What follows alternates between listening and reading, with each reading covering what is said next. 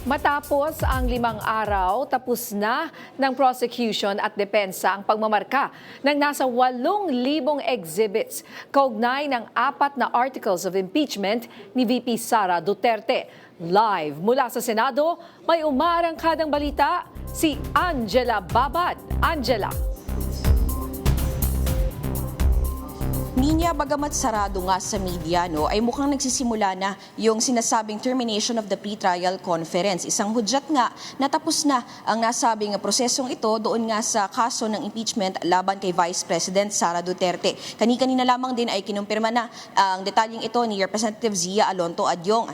Ayon nga kay Senate Secretary at Clerk of Court Renato Bantog Jr., kasunod ng pre-trial conference ay ang pag-i-issue ng pre-trial order na posibleng mailabas sa Lunes o Martes. Pagkatapos nito ay bibigyan ng 3 araw ang parehong kampo ng prosekusyon at depensa na maghain ng kanilang komento.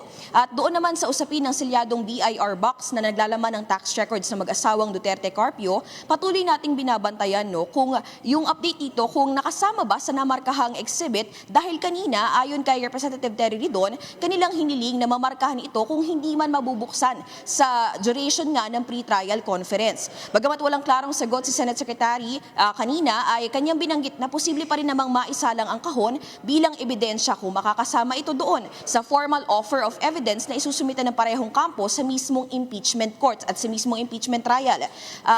Ninya, balikan ko lamang din na kaninang umaga ay kinumpirma ni Representative Joel Chua at Representative Terry Ridon na kasama sa pre-trial brief yun ngang kontrobersyal na pangalan na Mary Grace Piatos at pati na rin ang mismong defense counsel na si Attorney Michael Powa. Pero sa detalye kung paano mangyayari yung cross-examination sa nasabing mga testigo at sa iba pa ay kanila muna itong kumbaga itinatago sa atin at ito nga ay part ng kanilang magiging strategy doon sa mangyayaring paglilitis. Ninya?